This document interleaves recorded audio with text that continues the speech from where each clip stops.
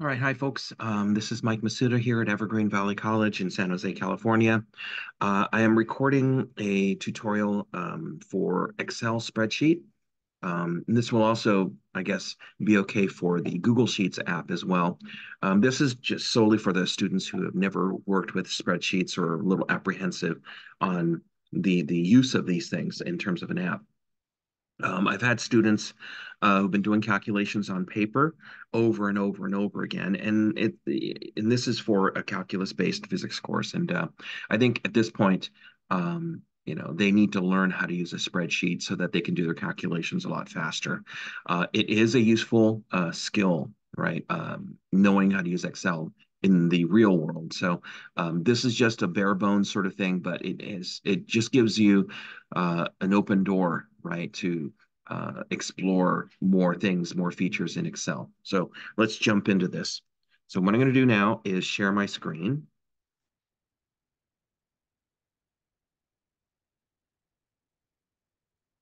And let me close this here and show my messy desktop there. I'm going to go open up Excel. All right. And we'll start with a blank book. So this is what you get when you first start. All right. Um, Now, let's say, for example, we are collecting data associated with an object moving that has mass, and we're trying to calculate the kinetic energy of the object at any given time, right? And so let's go ahead and put in some numbers here, right?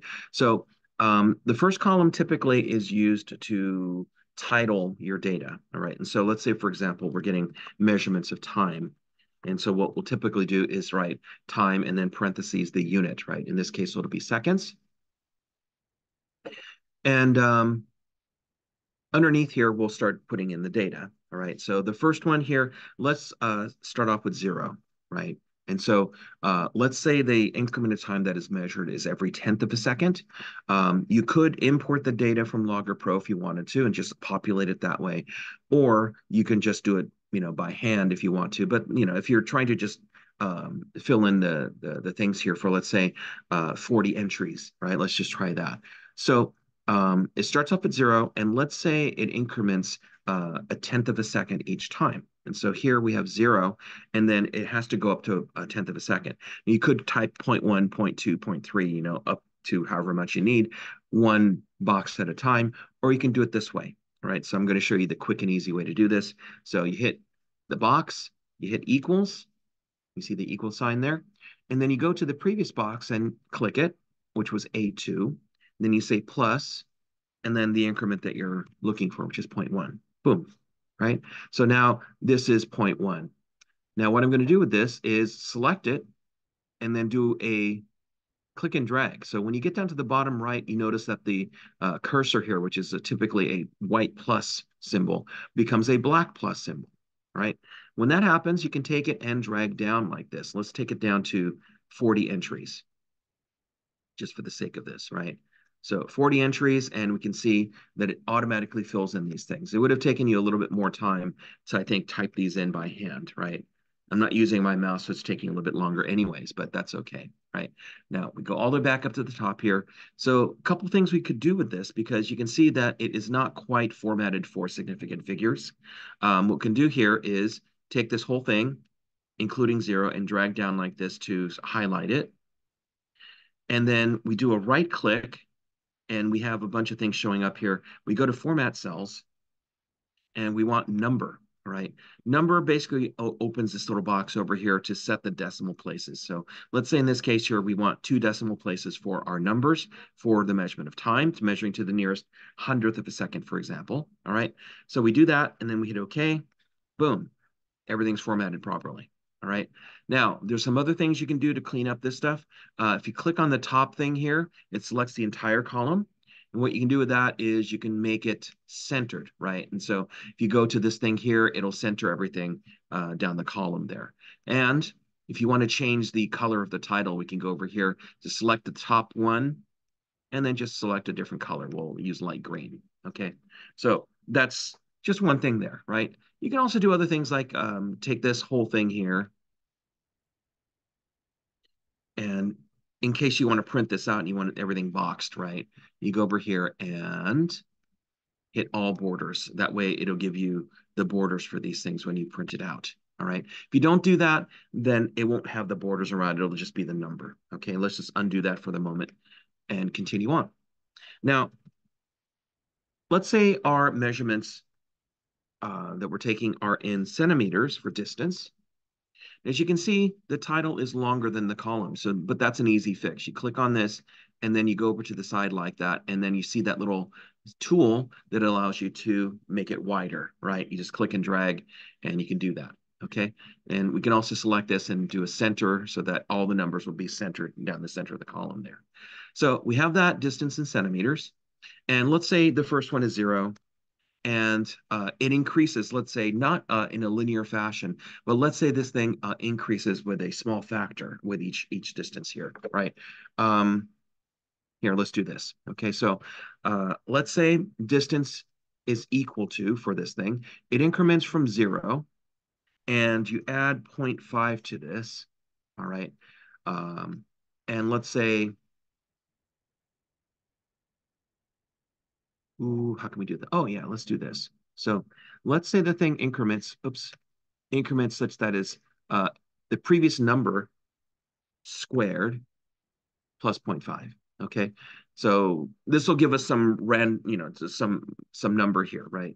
So you hit that, it becomes 0.5, but it won't be 0.5 every single time. It will increment up pretty quickly to be a bigger number. All right, and so we end up with a fairly large set of numbers there, right? Maybe this is too much. Okay, it looks like this thing is exceeding the values here way too high. So we should probably not do this. All right, so let's undo this. And let's pick something a little bit easier. Okay, so for the moment, let's just pick this B2 plus 0.5, and we'll use that as our increment here for our data, right? So we have that, and then we'll format this thing. And let's say for this case here, we want number, and we'll do it to 3 places there. Hit OK, and boom. Okay, we should do this one too. So we're going to hit that and format this one to 3 places, just for the sake of making it look pretty. We do that, hit OK. There we go, right? And then we can title this thing distance, and we can change the color to orange just for the heck of it, right? So now these things are set it that way. Now, let's say the next column here, we want to convert it into meters. Again, widening the column here so that it accommodates the title. Let's change the color of this thing to orange if we wanted to. You can make any of the things any color you want, all right? But we'll just say that this is the case here. So how do we convert from centimeters to meters? All right, so you take this, hit equals, you go over here and select the previous one. And since in centimeters, you want to convert to meters, you divide by 100, right? So boom, you do that. And then select the first one and then drag down using the bottom right corner again. There we go, right? So now everything in this column is in meters. We format this, we go to number. Let's say we had it to 3 places, so let's select 3 places. There we go. And let's center this whole thing. Center the whole thing so the title's also centered. So now we have some nice clear looking data here associated with this. Now, let's say the next column we want to do is speed. All right, we're going to calculate the speed of this thing. Okay, so the speed we'll say is in meters per second. And again, widening the column to accommodate the title.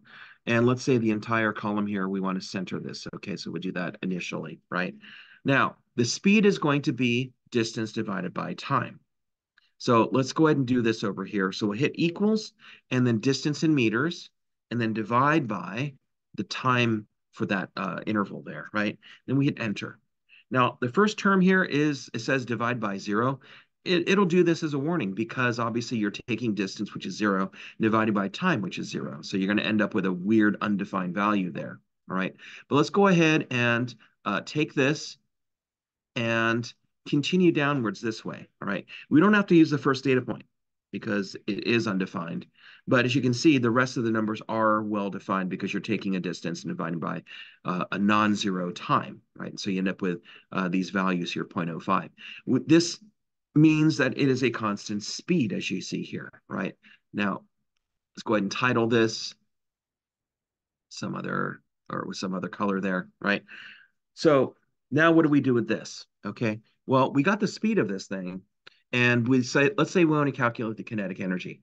All right, now to get the kinetic energy, let me go ahead and put over here mass, all right, in kilograms.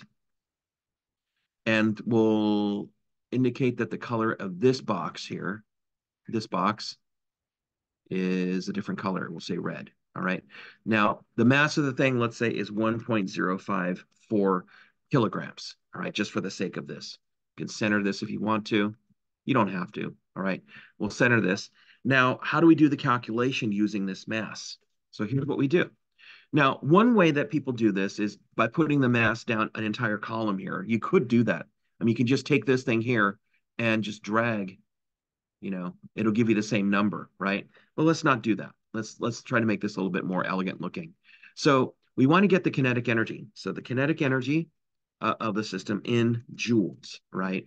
So let's do that. We'll highlight this thing, center it, and let's give the title here a different color. We'll say, I don't know, yellow. All right.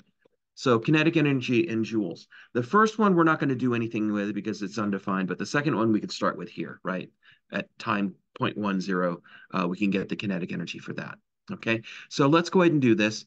So the formula for kinetic energy, remember, is 1/2 mv squared. Okay, so we hit equals, and then 1/2, which is going to be 0.5, and then times the mass, which is this thing here. So you could conceive of just type in 1.054 if you wanted to, all right?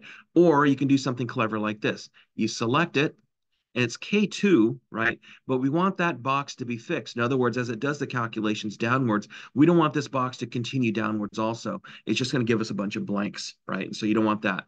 So here's what we do. Oops.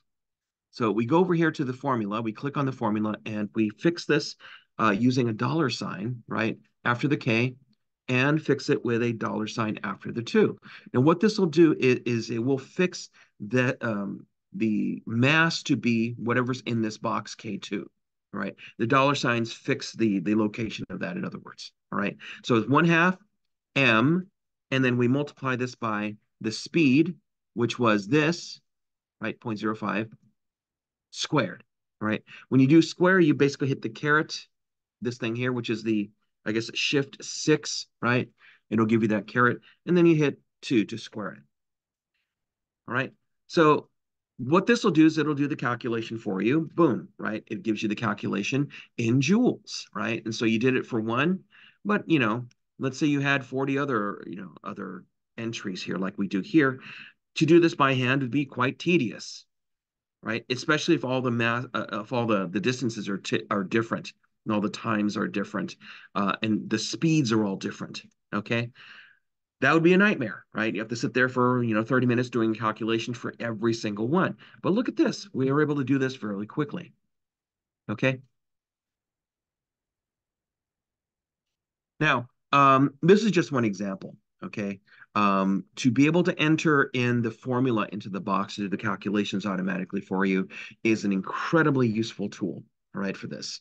We can do other things as well. I mean, let's just say, for example, we have numbers over here.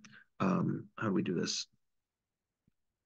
Yeah, so let's say over here, we have a set of, I don't know, numbers, okay, value. So I'll just say value. Okay, I'm going to come up with some random numbers over here: 2.4, 2.6, 1.7, 1.8, and 1.5. Okay, so these are 5 numbers here that I just happen to have just pulled out of my head here. I'm going to center this, and I'm going to color this one a different color. We'll use green again just for the heck of it. Now, we want to get these numbers over here and do some manipulation with this, all right? So let's say, for example, we want to get the sum of all these things. You want to add all these things together, all right? So you can type in sum, and then parentheses, we select the range, close parentheses. What this will do is it'll calculate the total value of everything, right? You add up all these things here, and it gives you, brings back the value, all right, of the sum. So that's something you can do with that, right? That's kind of cool, right? You can also do this. You take this, equals, let's see if they can find the, I think it's AVG for average. Nope,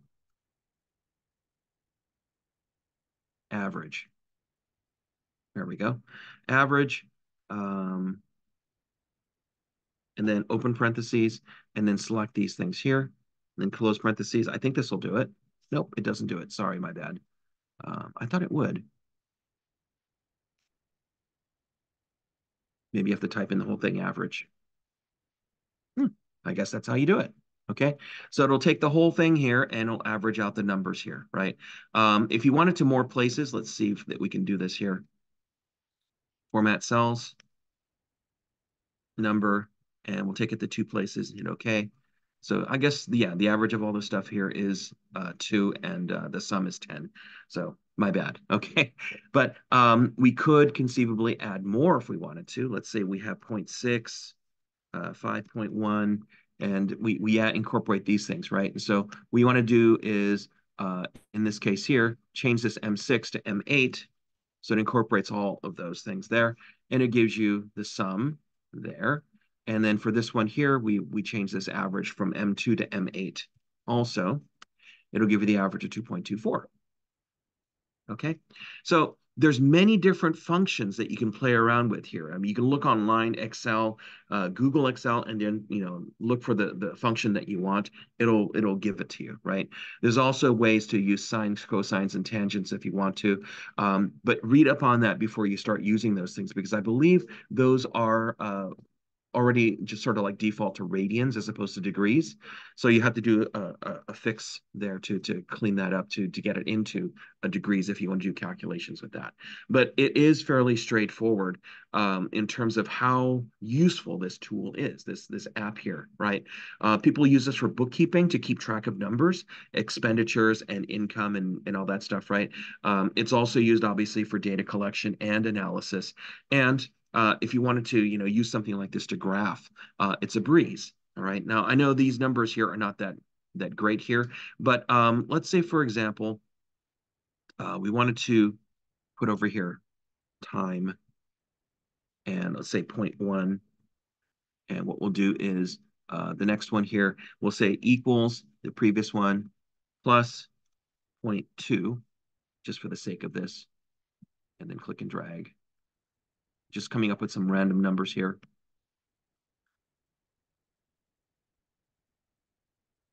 What's going on? There we go. You do that. So it's giving us some random numbers there. Let's go ahead and clean this up by centering it and doing this. Okay. So let's say, for example, we want to graph this. Okay. So we select this thing here, and what this will do is it gives us a means to graph these things. It says charts. Let's select a chart here. Typically in physics, we use a scatter chart, right? And so we can use this to plot the value of these things with respect to time or vice versa, right? And I believe this one here is doing it. Let's see, which way is it going? Yeah, so it's going time this way, and then the value is going this way, right? And so, yeah, so this is what we wanted, right, for this thing, because time usually is on the x-axis here. So you want time on the first column, and then whatever you're plotting it against that on the vertical in the next column there, and it'll plot it out for you, all right? Now, what you can also do with this is the following. So let's see. We could, let's change this chart type here. We want it to be a scatter plot. Okay, so we select scatter plot. What this will do is it'll get rid of the connect the dots, right? Typically, you want to do that for physics stuff. We don't want the connect the dots so much. We want just to get the dots there. Now, we select this, the data, and we do a right click. And what we can do is, let's see, where is it? Oh, it disappeared. Here we go. So you do a right click and it says add trend line, right? So if we wanted to, we could find the overall trend of the data. It doesn't go through the data points themselves, but it's looking for, the overall trend of the data as you see it, right? And so this line here, if it were a linear response, for let's say something that you're trying to figure out, then you would use the linear, right? But not all things are going to be linear. Some things will be exponential or logarithmic or whatever, depending on what the predicted formula is, right? And so if you think it's going to be logarithmic or exponential, you would choose the appropriate thing there, right? So let's just say for our sake here that it is linear, all right? So we select linear for this one, and we want to make sure that this equation for this line here is on the display, all right? So there it is. So you can take this and move it over this way so it's not in the way. But this gives you the y is equal to mx plus b of the line that you plotted. And so using this 0.964 that is here, that'll be the slope of this line. All right. And so using that, let's say you're plotting, distance divided by distance with respect to time. This would basically give you the average speed, right? The overall trend line giving you the average speed. So it is a useful tool, right? If you're using Logger Pro and you're trying to fit a curve onto it to get a formula, you can do that, all right, using this thing. You can also, fit polynomials and such so it fits the curve a little bit better, right? And so it's very powerful in that respect to get the formula to come out this way. And then using that formula, as you know, you can use that to with your skills in integration calculus, right? To be able to figure out, let's say, the area under the curve if you're trying to do work or whatever, right? And so that kind of stuff will be kind of a useful tool for you along the way here. So I think I'll stop here and get ready for the class here in a few minutes. So I hope this has been helpful for those of you who have been struggling with just trying to do calculations on paper. This is going to be just sort of you know, like a light bulb in your head going, oh my God, I've been doing it the hard way, all this time. This makes your life a lot easier. Graphing things as well will be a lot easier with this app as well. Okay. So good luck with this. If you've already known about this stuff, then don't worry about this, right? This is not meant for the folks who already know how to use Excel, but for the folks who've never had any experience using spreadsheets at all, this is, an eye opener, right? It at least opens the door to bigger and better things involving spreadsheets. Okay. That's what it's used for. Okay. Many, many other uses, of course, but in our class in the 7 series, you'll be using something like this to be able to tabulate your data and analyze things, in Excel and such. Okay. So good luck with that. And let's see. I hope this has been helpful. All right. Bye, everybody.